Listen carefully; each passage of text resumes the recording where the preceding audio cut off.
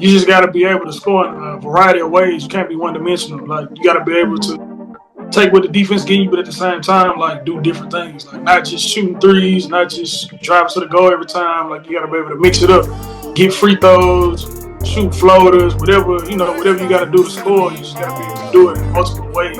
And I think that that breeds success. You talking about scoring the basketball and playing. Hey, how's it going? What's up? Not much, not much. I'm glad you're able to join the podcast today. Happy to do it. Okay, so we're gonna start with like your earliest memories with basketball. So what initially got you started with the sport? Probably when I was about 6 or 7 years old, my grandma signed me up for like a little children's league at like a little church, and competition wasn't that tough, so I was killing it, and I just started playing since there. Okay, okay. And was there a point where you kind of realized like, oh, I want to take this seriously. Oh, I want to make this a career? Um, yeah, I kind of ever since I was a kid, I kind of always knew like I wanted to play basketball, like for real. Like I just had a love for the game ever since I was a kid. So I probably since I picked up the ball, like I just knew this is what I wanted to do. Okay, okay. That's good. That's good. Now walk me through your high school experience. What was that like? Okay, so my from Louisiana, from Alexandria, Louisiana. My freshman year of high school, I moved to South Carolina. So my first 3 years of high school, I played at JMN High School in Greenville, South Carolina. My junior year, we made it to Upper State, which was a game before the state championship. We lost in Mhm. senior year. I moved back home to play at Peabody in high school, and we lost in the state championship. So high Dang, school was still rough. dang, dang. But you made it to high points though. That's impressive. Not Yeah, everybody gets to get to that point. yeah. I didn't let it, don't let that discourage you. You know what I'm saying? Hmm. Winning, but you never, you just keep going. Whether you win or lose, you just keep getting better, keep grinding. Right, right. And did you play any AAU? Oh yeah, my junior year. Well, let me go back. My sophomore year, I played for the South Carolina Ravens, which was a Nike team. My senior year, going into my senior year, I played with the Charlotte Royals. It's a Nike UIBL team Hmm. out of Charlotte. We played in all the UIBL stuff. So yeah, I got a good AAU background. Okay, that's what's up. So how was it like going into college? Like how was the recruiting process and then how was your actual experience playing? My recruiting process going into college was kind of crazy because, like I said, I transferred back home for my senior year. So a lot of the schools that was recruiting me, they kind of like didn't know what I had going on. So coming out of high school, I had two junior college offers. I had an offer to go to University of New Orleans, which is a D1 school in the Southland Conference. But I chose the JUCO route because I kind of wanted to see, how far I could get as far as like a high level of Division 1 basketball. Hmm. Okay, okay. And how was the competition level? Like how did it translate from high school to college? Uh, if you know anybody that played JUCO basketball, they got documentaries like Last Chance U. Hmm. All that is like 100% like facts. Like junior college is like the dog eat dog world. It's like it's nothing like high school. It's basically people will tell you like it's almost like compared to like Division 1, low Division 1 level basketball because it's a bunch of transfers and kids that's supposed to be D1 who grades wasn't right. So it was a big jump. Like coming out of high school going to JUCO, it was tough. But Hmm. it kind of got me ready for the rest of my basketball career, like learning to adjust, learning how to fight through adversity and stuff like that. Okay. Yeah, I even was talking with Tevis about that, how it's like a common misconception. People think JUCO is like lower as far as skill level, and even just the concept of D1, D2. Like he was saying, like, of course, D1 is like high level basketball, but there's dogs in all different divisions. So, Yeah, I think the major difference in like Division 1, Division 2, Division 3, NAI, wherever you play is like the bigs. Like Division 1, they'll get like the best bigs, but like the guard play from Division 1, Division 2, NAI is kind of like on the same scale a little bit. hmm. So how was it? So you played in college. what was the transition from going to pro? So like walk me through the process of you signing your first contract and stuff like that. Okay, so I finished my college career at East Texas Baptist University, and is like in Marshall, Texas. So Dallas is 2 hours this way. Well, I'm from in Louisiana, is 2 hours this way. And I basically was like, I don't want to go back home. I need to get an agent. I need to get the ball rolling with this basketball stuff if I'm really gonna do it. So I ended up going to Dallas for like that summer. I met a dude named Mason Brawley. He connected me with the Texas Legends. So by the end of the summer, I was working on a G League contract. Like I played, well, I didn't play, but I worked out with the Texas Legends for like 2 months and went through that whole process. And I ended up getting cut like right before training camp. But Mm. that opened the door. My first year, my first contract was Mexico LMBP, which is like the top league in Mexico. So I ended up getting like extremely lucky, like starting my basketball career. Hmm. Okay, so what like mentally, you know how you said you got like cut before the training camp and everything. How did that affect you mentally and like what made you keep going? Um, I'm not gonna lie, I was kind of like you talking about mentally, like I was kind of like mad about the whole situation because I had worked out with him for a minute and I thought I was gonna get my shot. But like I said, like going all the way back to junior college, I just learned how to like handle adversity. So when I got that first contract, I was like, man, I just want to start my career off right and make sure I'm able to get this thing rolling, like not be like one and done. Like a lot of kids, like I'm not gonna say kids, a lot of people they get their first contract and things don't go well and then they just give up on it. But I mean it was tough mentally because in Mexico, like I was playing the point guard position, they want you to full court press like the whole entire game. So Hmm. it was definitely a transition to make defensively. But it was cool though. I mean I liked it. I liked the team. It was definitely a great opportunity to get started for sure. Hmm. Okay, that's good. And with that being said, like, like once you get to different countries, and even if you play like in multiple other countries, basketball's worldwide and there's like so many different kind of playing styles. So Right. with where you've played, how are you able to play like within their playing style but still maintain your game? It's all about making adjustments. Like, I was actually talking to somebody the other day about being a complete scorer. Like, you just got to be able to score in a variety of ways. You can't be one dimensional. Like, you got to be able Hmm. to take what the defense give you, but at the same time, like, do different things. Like, not just shooting threes, not just drive to the goal every time. Like, you got to be able to mix it up, get free throws, shoot floaters, whatever you got to do to score. You just got to be able to do it in multiple ways. And I think that breeds success. You talking about scoring the basketball and playing. Hmm. Okay, okay. So now on the topic of adversity, because it's basketball, you're always going to face adversity, even in life in general. So Definitely. what do you think, again, like going back to how you keep pushing, what do you think like drives that?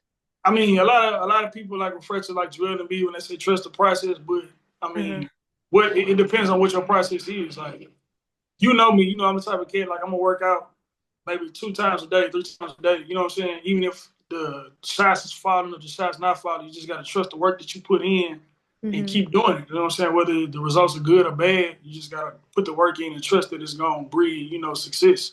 Mm-hmm. Okay. So talking about the training part, so like did you train a lot growing up and how has that changed as you got to college and then the pros? Uh, Growing up, I wouldn't say I trained a lot. I would say I played an extreme amount of basketball. Like Mm-hmm. morning, like summertime, like we might run 3 times a day. Like we got the place we're gonna hoop at in the morning. We got an afternoon spot. We got a night spot. So just consistently like playing basketball, picking up on things. You can train all day long, but if like you're not getting no game reps in, you're not playing actual basketball. Like it's only gonna get you so far. So Right, right. like going out of high school, getting into college, like I had to like kind of like balance that out, like working out and playing. You know what I'm saying? To be able to become like a finished product, kind of. Hmm. Yeah, and I hear that a lot with people because a lot of people come from different backgrounds. Some people can't afford the training and stuff like that. And the way it is now, like it gets expensive because it's such a popular business to be in and stuff like that. But I hear it from a lot of people that they played a lot. And I feel like training is good, but when you play, you're getting real time reps, and then there's like no better cardio than just to play basketball. Definitely, because like most people when they work out, it's not against a live defense. So, Hmm. like going back to what I said about being like a 3 level scorer, you got to be able to take what the defense give you. Like you just working out on threes, but what are you going to do when somebody closing out to your body on every shot? Can you make two dribbles and get a pull up off? Can you get to the rim? That's why you got to play live basketball. Hmm. Right, right. I agree. So like taking it up to now, like the present day, when you're playing overseas in these different countries and stuff, how are you able to adapt to the culture, meaning both on and off the court? Basically, you just want to get like adapted to your teammates. Like you want to know how your teammates play and how they expect you to play. You know what I'm saying? That way, when the ball is jump ball, everybody know what to expect. Like it's not a surprise if I pull up on a transition and shoot a three.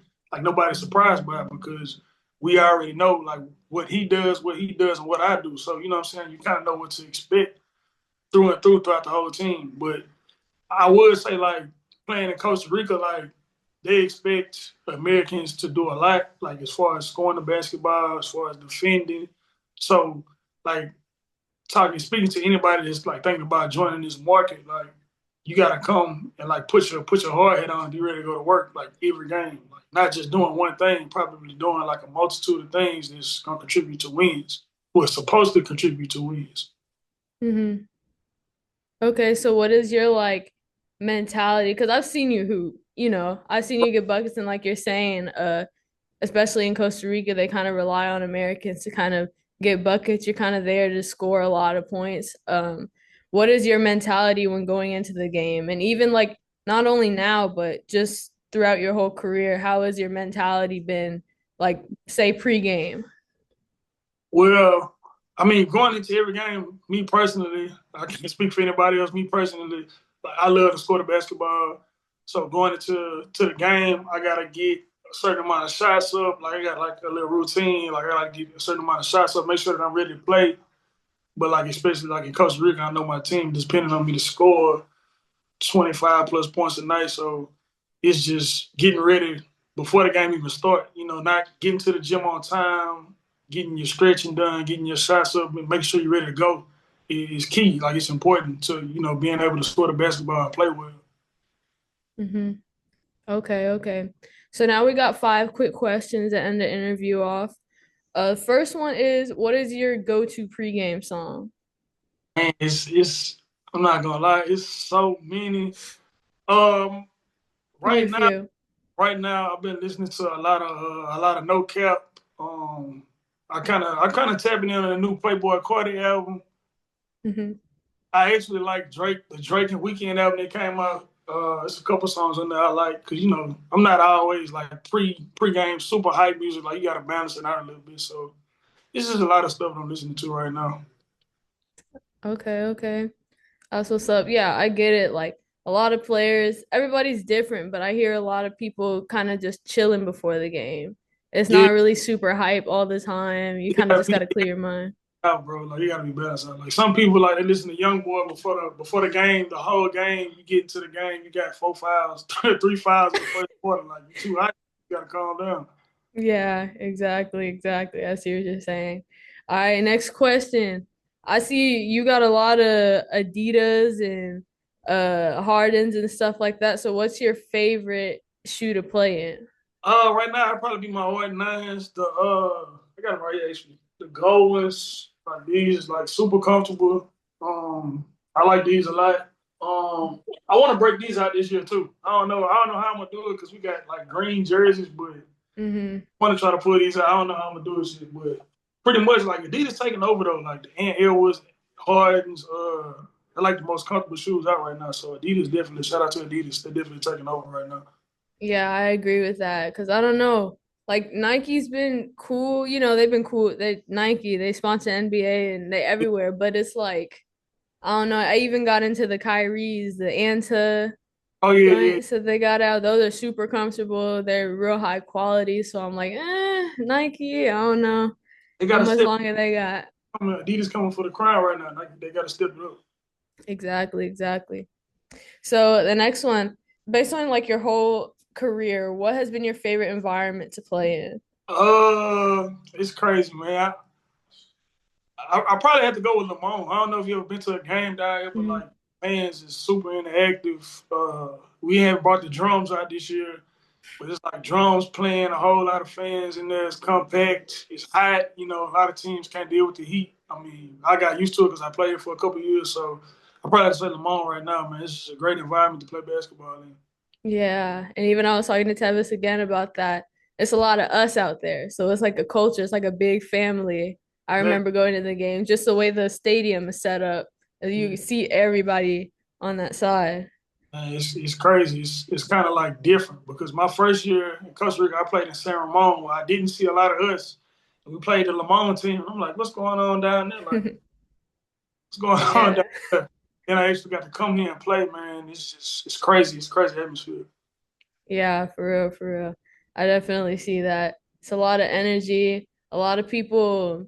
I don't know. I don't know if I'm the same as everybody else, but I like when there's a lot of energy because if it's like, oh, I'm getting off, I feel like it makes me get off. Like if I Yeah, get a three and the whole yeah. crowd goes crazy, it's You like, feed off of it. You know, like you can get 50 in an empty gym and you don't really feel it. You know what I'm saying? But you score mm-hmm. like 35, 40 in a packed house, like it's just a completely different feeling. You know. Right, right. So with that being said, describe your game in 3 words. In 3 words, describe my game. I would say versatile because I score in a couple different ways. I like to score. I would say aggressive because I'm always looking to get to the paint or score or get somebody else involved. On my third adjective for my game, probably would be smooth. You know, I feel like I'm a smoother scorer. You know, I don't really just bang and body to body all the time. Like I can get buckets, you know, on pull ups and stuff like this. So I say smooth. Mm-hmm. Okay, okay. All right, so final question. What is some advice you would give someone who aspires to be in the position that you're in today? Uh, put in as much work as possible, bro. Like if you working out one time a day, you in the back of your head, you thinking I can go 2 times. I can get a third workout in this day. Do it. Like put as much work in as possible, and then just trust the results. You know, like I said earlier, like if you do 3 workouts for 3 days, and on the fourth day you got a game and you play bad, that don't mean stop working out. You know what I'm saying? Just get back to your routine, and you know the next game will be better. Uh-huh. So yeah, I see that and I'm even the same way. But even a question for me is like, how do you avoid burnout? Because whenever you're training a lot, I feel like, it's wear and tear on your body, or maybe you might be tired or not perform as well in the game just because, oh, like you're sore or All something right. like that. How do you handle that? Uh, they give me a lot of ice baths down here. We got a trainer. I get like massages and stuff. But I would always say just listen to your body. Like you know, when you're hurting, like don't try to go do a whole bunch of work in your back or your knee or whatever. You know what I'm saying? Listen to your body. Treat your body right because you're gonna need it. You know, you're gonna need your body for however long you're trying to play. You're gonna need your body the whole time. So just listen to your body and just do recovery. Get as much recovery as possible in between. Okay, okay. Well, that's perfect. I'm gonna take that for me and my training regimen and stuff like that. I appreciate you joining the podcast today. Probably see you again before the season is over, see you hoop and stuff, but keep hooping. I'm gonna be on the ground watching the stuff, and again, I appreciate you joining. Thank you. Appreciate you. It's like, it's like me all on you. It's like, so cynical of you. It's like,